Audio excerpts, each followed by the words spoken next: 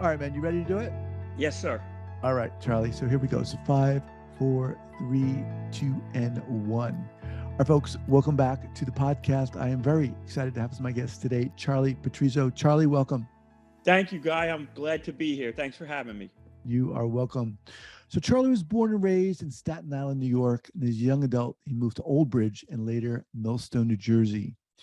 His story of surviving 2 tragic accidents, including the major brain trauma of a car accident and a, quote, electrocution, in which he burned over 2/3 of his body, became the focus of the 2012 award-winning docu-drama called Charlie's Scars. The inspiration for the founding of Project to Heal came in part from his recognition of the care he needed and received from his parents during and after his 2 trials from the accidents, but also from the recognition of how many friends offered to help his family during that time. Charlie, welcome to the podcast. Great. Hey, thanks, Guy. I'm glad to be here.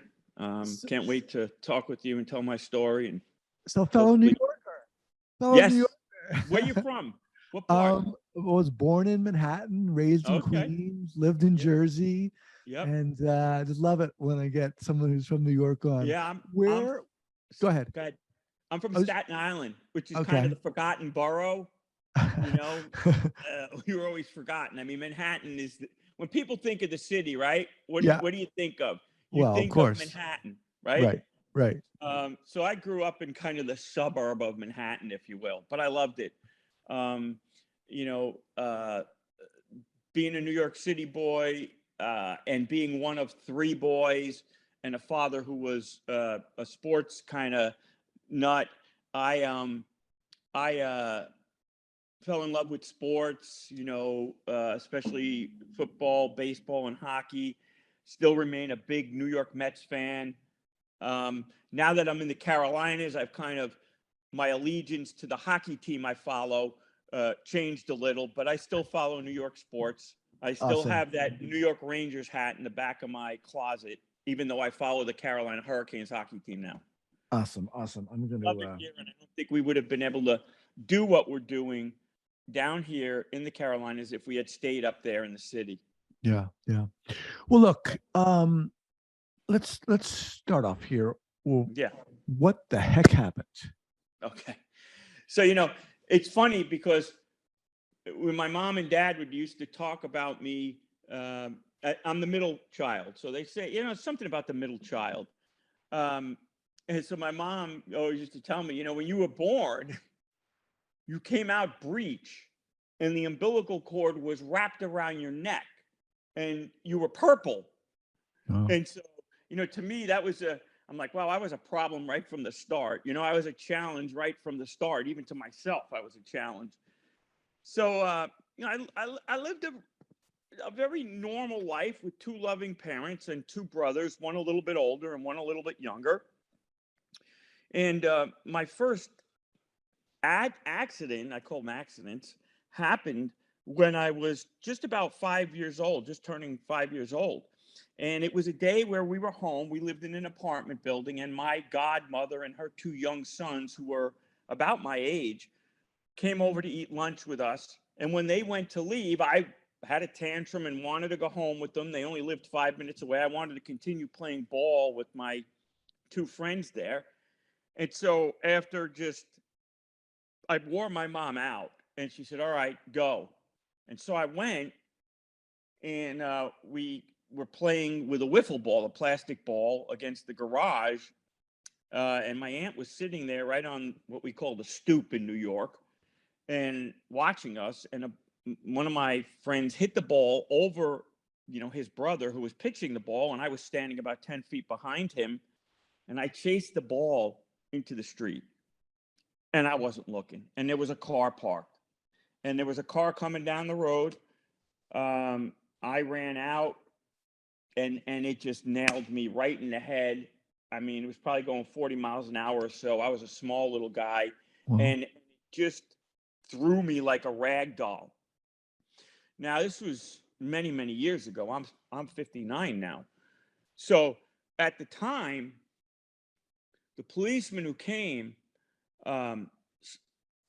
they made a decision that if they didn't wrap me up and get me to the hospital, I wasn't going to make it because my head was split open and I was bleeding all over the place. There was a, fortunately, there was a hospital that was about 5 minutes away. They got me there.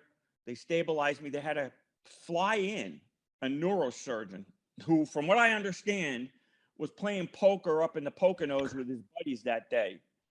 And so they got a helicopter and got him in, and he immediately performed neurosurgery on me. I remained in the hospital for, I don't know, about a month.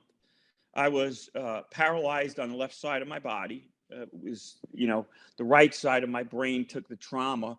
And so the left side of my body was paralyzed. And so here I was now, after coming home from the hospital, a kid who had no issues. And when you're just about 5 years old, you're really starting to come into your own coordination at some level. And here I was now, I was a lefty, and everything I knew how to do was gone. I couldn't move my hand, couldn't move my leg. So I had to relearn everything righty, and it wasn't easy. There's stories of my father told me stories of him coming home from work, like some of the exercises my mom had to do with me because they were pretty sure. And now we know that there's something called, we know about neuroplasticity in the brain, but now there's people who think and I think there's some strong evidence to the fact that there's neurogenesis where neurons can actually rebuild themselves, and they believe such is the case, especially for much younger people who are injured. And that's what my neurologist really thought would happen with me, because it took 1.5 years to 2 years, but I regained my function in my left side of my body. Now, not having it 2 years, I started to become more inclined to do everything from the right side.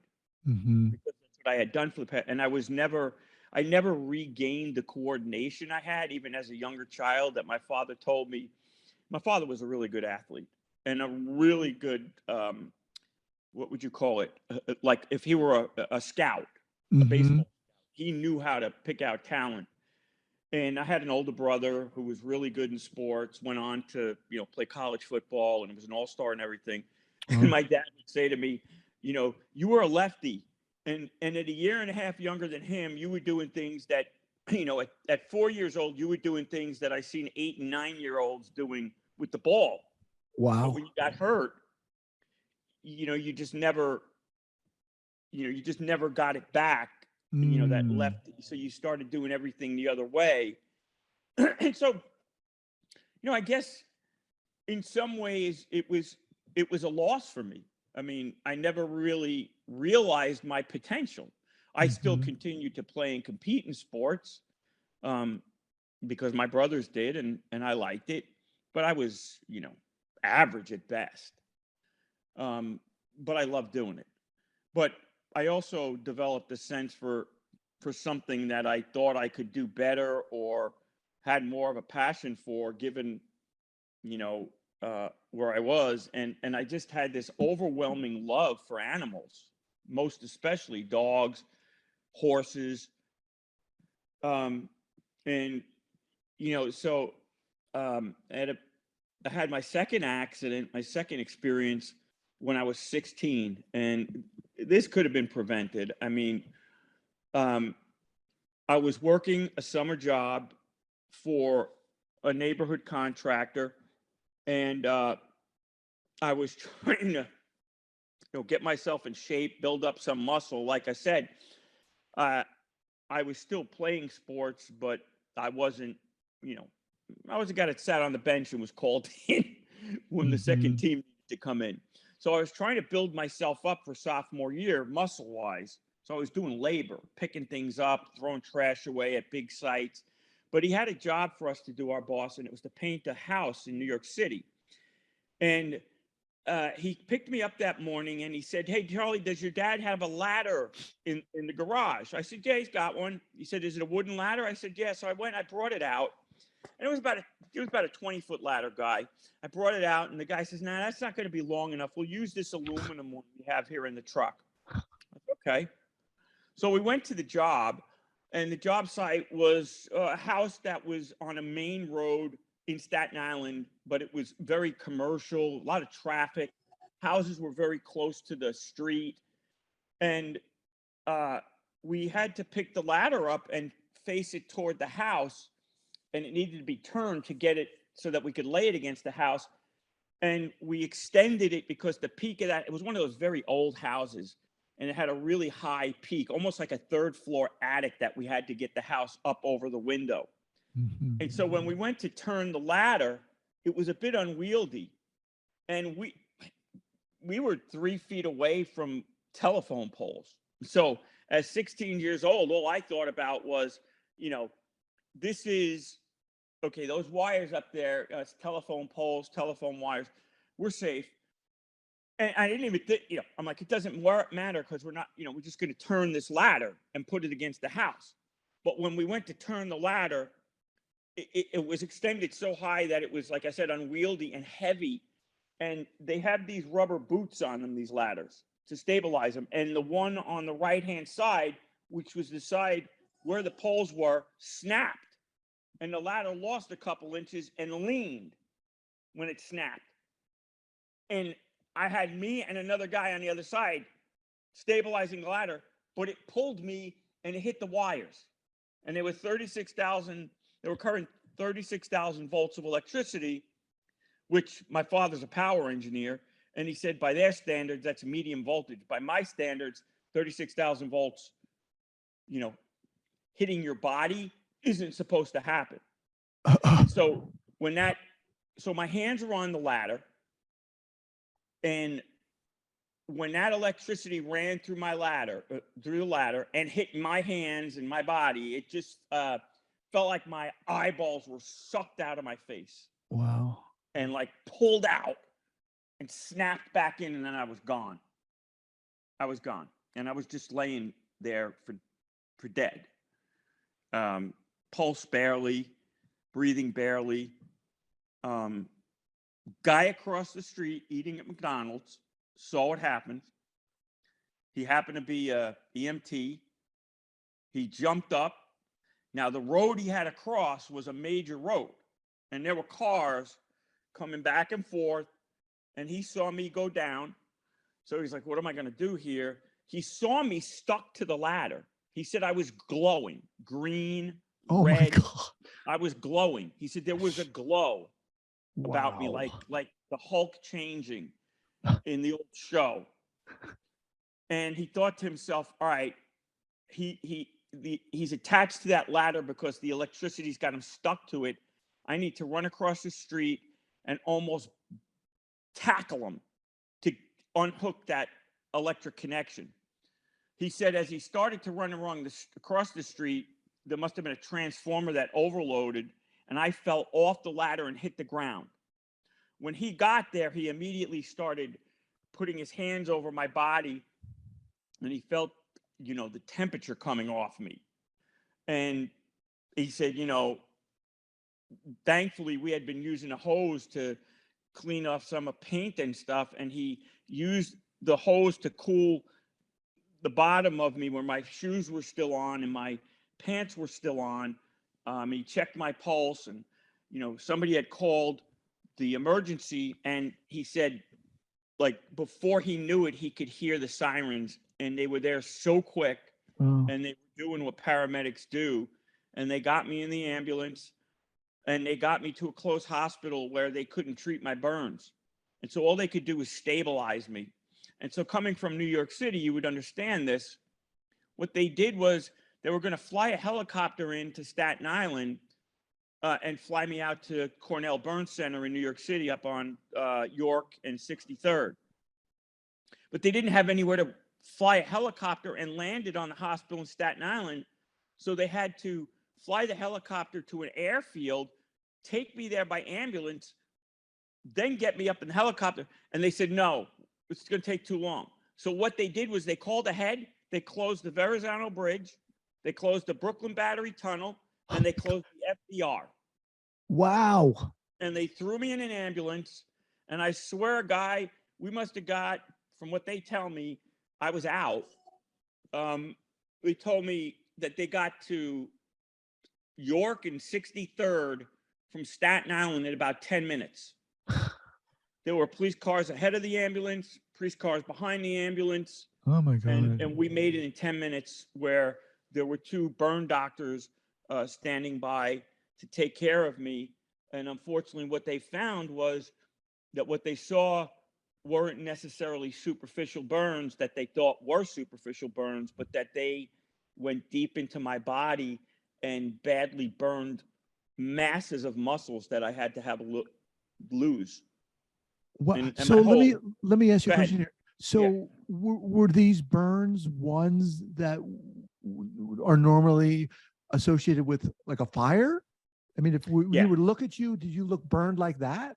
Yeah. The only thing I'd say is that, I mean, if you look at my burn, so to give your audience a perspective, my left side is gone from about 2 inches to the left of my belly button to my spine in the back. My hip is gone. The top of your hip kind of comes up and crests. All of that was burned and is shaved down to a nub. Oh.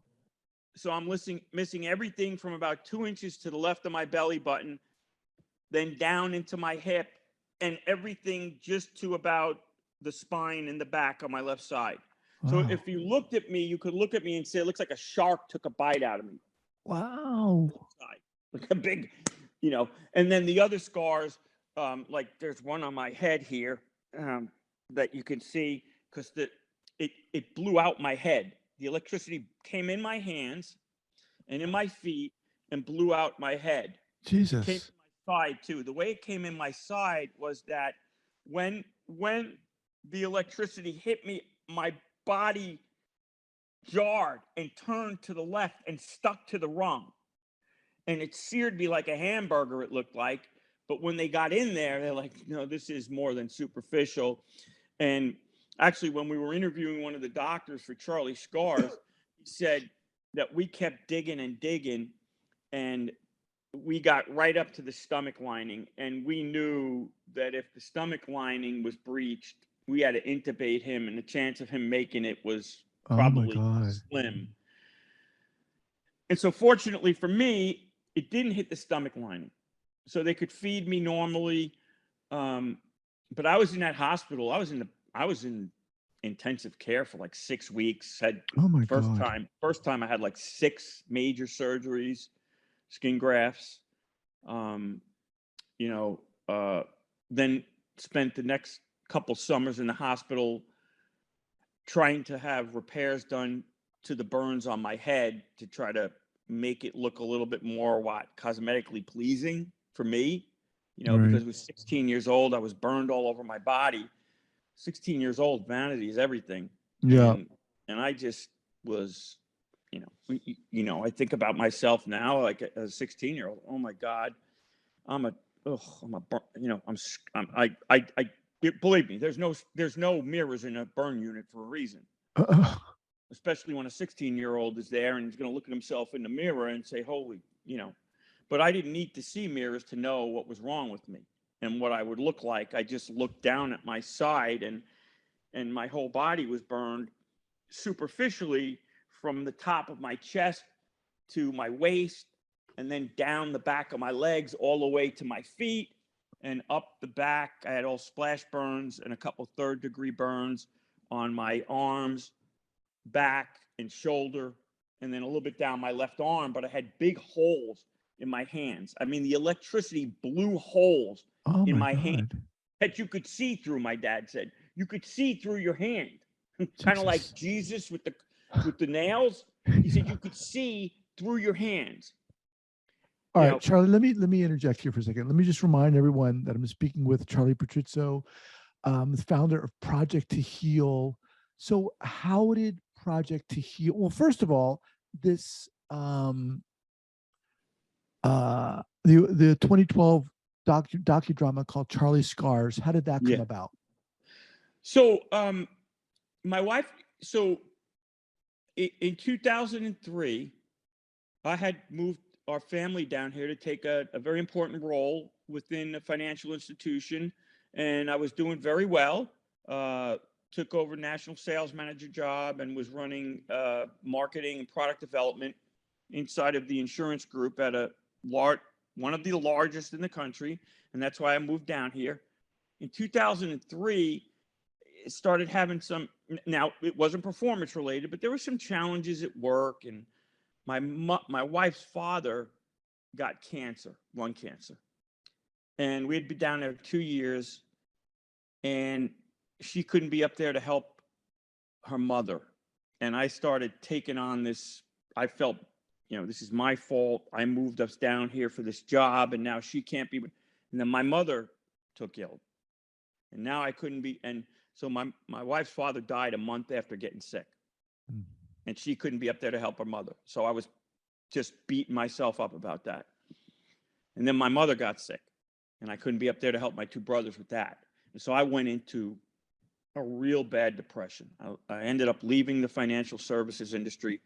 But when I finally started to recognize that I wanted, that if I look back at my life and all the people that helped me, and my mother passed on about a year after my father-in-law, and I realized how much she and so many others did for me through those two accidents, and how many friends and family helped her. And I was like, I want to kind of be like my mother. I always wanted to be like my father.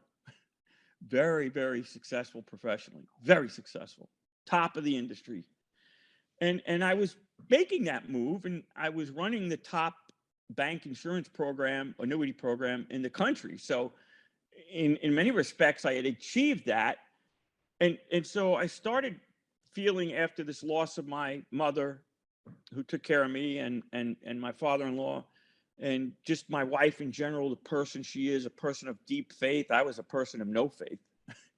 I called myself a Catholic, but, and I wanted to lead a life of more intentional service to other people because of the people who served me. And I also knew that I had this love for these dogs, but I just didn't know what to do with that love for dogs. And I read this article, and it said that the service dog industry, most organizations don't have a breeding program. And the challenge for them is that they have to go to shelters to find dogs to train. And a longitudinal study conducted on that very subject, the success of shelter dogs in service dog training, found that only 1 out of 12, or 8.25% of the dogs in shelters could successfully become service dogs. Led me to realize why it takes 3 years for someone to get a service dog. At least that's one of the challenges, right? So I said, all right, I love these dogs. They are the top dog used for service dog work, and unchallenged as to being the best breed for the work. So what if I, who love these dogs, could find a way to develop a lineage of dogs that became the prototypical candidate for service dog work, and just donated them for service dog organizations that didn't have, breeding programs. And that's what Project to Heal became. And today we serve over 25 organizations. Oh my God. That, and they drive to North Carolina. Talk about, look, I don't want to toot my own horn, because everything that is good that has come to me is from above. I've just had the grace flow through me to kind of think about it and come to the realization that I'd be happiest doing this, and I'd also be serving others, which is what we're called to do through my faith. And so Project to Heal kind of became the thing for me. What kind of dog are we talking about specifically? Labrador Retrievers. Labrador. And did you always have a particular affection for those specific dogs, or dogs in general? So let me share a story with you. When I was 11 years old, okay, my dad was allergic to dogs, and so we couldn't have a dog. Meanwhile, I told you from a very early age, after the sports, I loved animals. My dad was asked to take a job down in Atlanta. And so the gentleman who was running the office in Atlanta asked him to come down with his family and spend some time with his family. And we did. It was his boss who was actually up in New York, who had moved down to Atlanta, but he was retiring. And so we went down there, and this guy had a black Labrador retriever. And I got to spend 5 days with this dog named Molly. And I still have a picture of me in these two-tone leather, high-heel 1970-something shoes, my bell bottoms, and this silk shirt with flowers bigger than me on it with a collar almost as big as me, hugging Molly. And I was 11 years old. And I said to my mom and dad, because they reminded me, you said to us, someday I'm going to breed these dogs. And it became, like it happened. Wow. And I didn't remember that until I started Project to Heal. Wow. So Project to Heal, and that's project, the number 2, and then heal.org. Yep. What do you do? So what we do, we specialize in expert husbandry of Labrador retrievers. And essentially, I did some research, and I found who is arguably the top breeder of Labrador retrievers in the country, if not the world, for the past 25 years or so. I went to meet her, told her what I wanted to do, and she agreed to sell me one of her girls from her foundation stock. Now, this lady had been breeding at the time for over 30 years, 250 champions to her name. She was an internationally acclaimed judge. So I knew I was getting my foundation stock from a top breeder in the world. Mm-hmm. And so she served as my mentor for a number of years. And then others who closer by here in North Carolina became friendly with me, and they helped me to learn pedigrees. And over the years, we've refined that by deciding which puppies from which lines are having the highest success. Now, the industry average, I think, for bred dogs by some of the highest, like Canine Companions for Independence is the largest service dog organization in the world. And I believe, and they breed about, it depends on the year, 600 to 800 puppies a year. But that's done through a very big volunteer network. And I've decided that I wanted to create a place where all the puppies are raised by people who that's all they do. They do it over and over again so that every process is homogenous. So with this puppy, we do A, B, and C, and a puppy 3 years down the road, we do A, B, and C for the same amount of time so that we can make sure that every puppy's getting the same thing in terms of nurturing and socialization. So it would mean that what we're leaving to chance, if they're all getting that same nurturing and socialization at the same levels, it would mean that it's the genetics that are making the difference, and I could focus more on refining the genetics. Now, what that's led to is our longest partner, Fidos for Freedom. They've been in business for 40 years, maybe. They have a 90% success rate with our dogs. 90%. In placing them or training? So as I said in the beginning, for organizations that use dogs from shelters, the latest abstract of a study found that dogs from shelters continue not to work with still well over an 80% fail rate when they're put into the position of having to try to become a service dog. Over an 80% fail rate. Now think about the veteran who's got PTSD and is now waiting 4 years for a dog. Right. Because all these dogs are failing. Yeah. And then he goes and blows his brains out. Yeah. Purdue University did a study that found, now first understand who Purdue University Vet School is. They're the leading authority on the human canine bond in the country. So they did a study back in, I think the first study was in 2018. And they took a group of veterans with a service dog and a group without service dogs. And what they found was the group that possessed or owned a service dog had lower levels of hypervigilance, night tremors, outbursts of anger, and waking cortisol levels. Those are the 4 major symptoms, Guy, that lead to suicidal ideation. But it's taken 4 years for these guys to get a service dog when veterans or humans, civilians, are getting a heart transplant, or getting a liver, or getting, a lung, before these guys could get a service dog. And it's costing $25,000 to $40,000. So I said to myself, something's wrong here. Okay. And what I found was that if I can get puppies that have a very high level of success and then can donate them just by my efforts, these organizations can lower their costs, because if you're making a widget and 90% of the widgets coming off your line are unsellable, you're going to be out of business real quick. Right. Okay, Now let me hang on. Let me nonprofit- ask Charlie. So you're breeding these dogs Yep. and you're giving them to people who Donating, train them. The organizations we donate them to do the training. We breed. So the most important part of a dog's life is birth to 12 weeks. That is called the critical or sensitive phase. That is when these dogs go through the nurturing, socialization, and early obedience training that will affect them the rest of their lives. So it has to be done right. It has to be done on the proper time frame. It has to be done in the proper amounts, and it has to include the proper genetics. That's where we specialize. Wow. These organizations then take the dogs from us.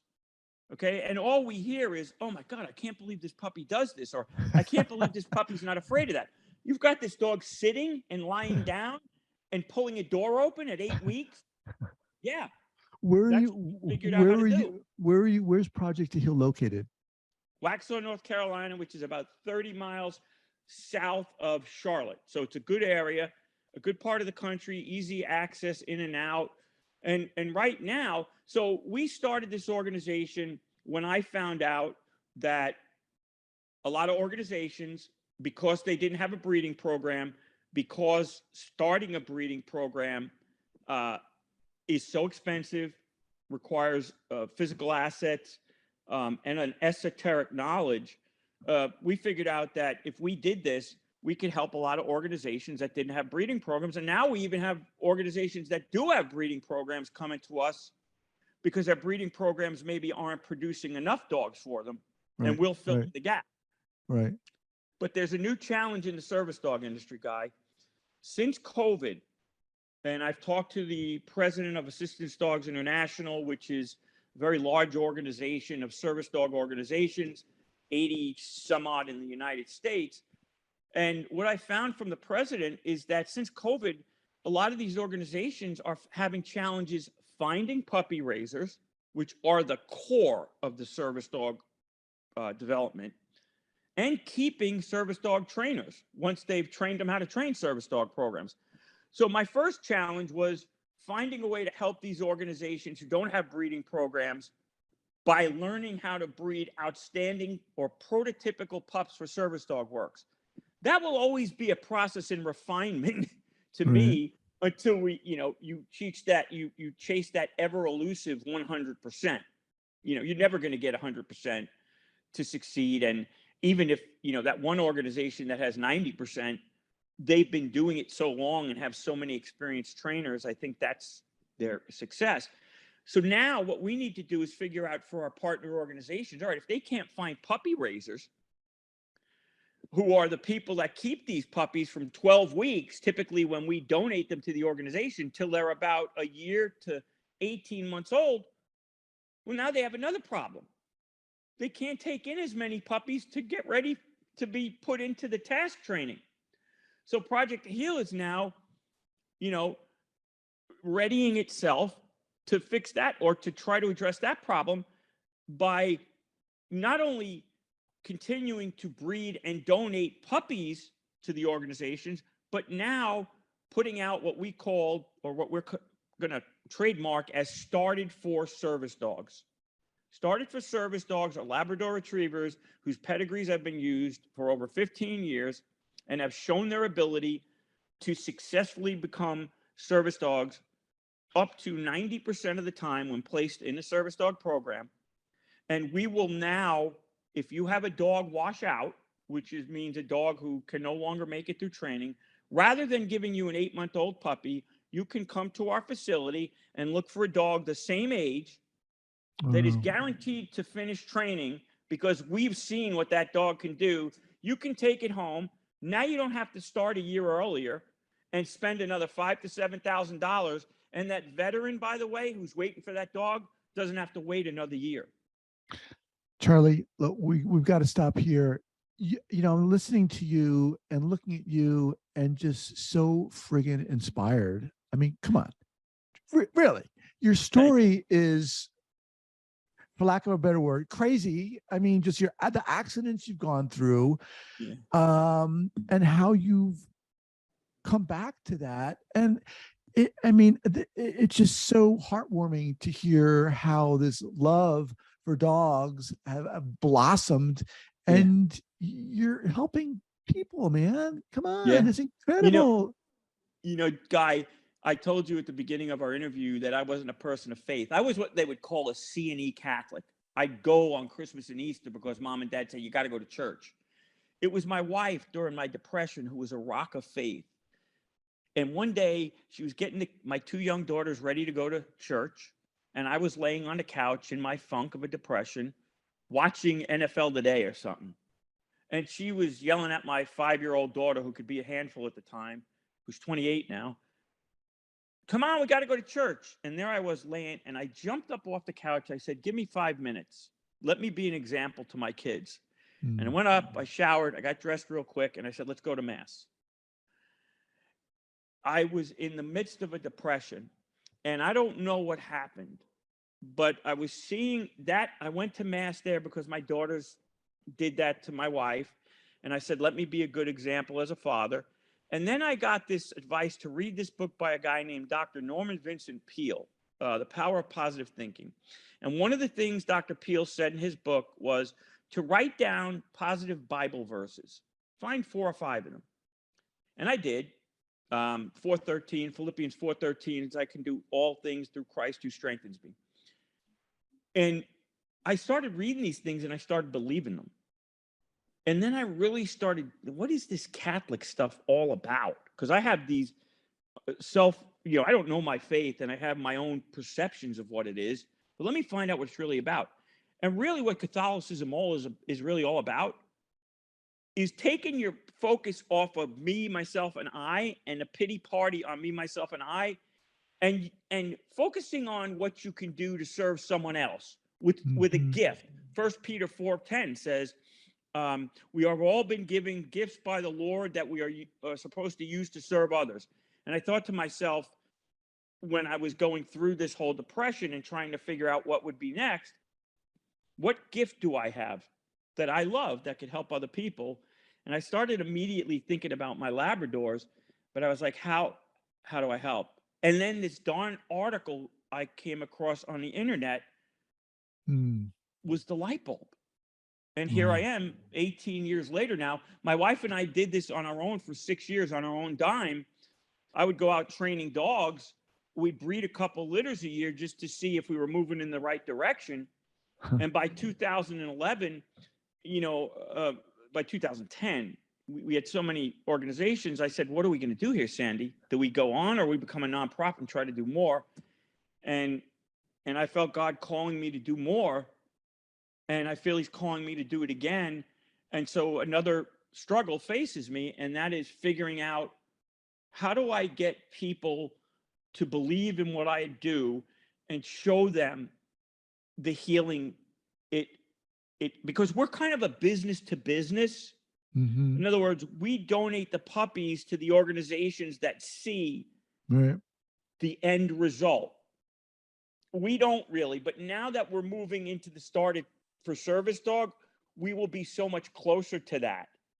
And we'll actually be closer to the end result. And the goal ultimately is to work with someone right here, Guy, in North Carolina, so that we can not only continue to provide puppies or started service dogs to our partners who need them, but in a pinch, if an organization needs a service dog, like tomorrow, we'll have a couple around that are that close so they can fulfill that need. And that's who we want to be. I'd love to keep in contact with you and bring you back and follow your incredible progression. What's the best way for people to get in contact with you, Charlie? Sure. Directly, it's Charlie, CHARLIE, at project, the number 2, and the word heal, which like healing a wound, HEAL.org. That's project, the number 2, heal.org. They can call our office at 704-256-4056. In the Charlotte area, we do a lot of what we call mental health days, which are where we bring puppies. Since the pandemic, there's been a lot going on in the office place. We are invited in for an hour or two to offices with our puppies. The employees are like, this is the best day ever at work. If I had $1 for every time I heard that guy, I'd be a millionaire. People love the joy of seeing these 8-week-old puppies come in. Yeah, they're so cute. And I make them understand they're part of the process. You are now socializing a puppy, but you don't understand how much that means to this process. But you're making someone else's life better just by being here holding this puppy right now. Thank you. Well, we'll have that linked up again at the show notes page. Okay, great. At the traumatherapistpodcast.com. Charlie, awesome, man. We'll be in touch. Thanks for doing this podcast, guy. We need people like you. I appreciate that. Take care. Thanks. Have a wonderful weekend. Let's stay in touch, all right? We will. Take care. All right, Bye-bye. bye, guys.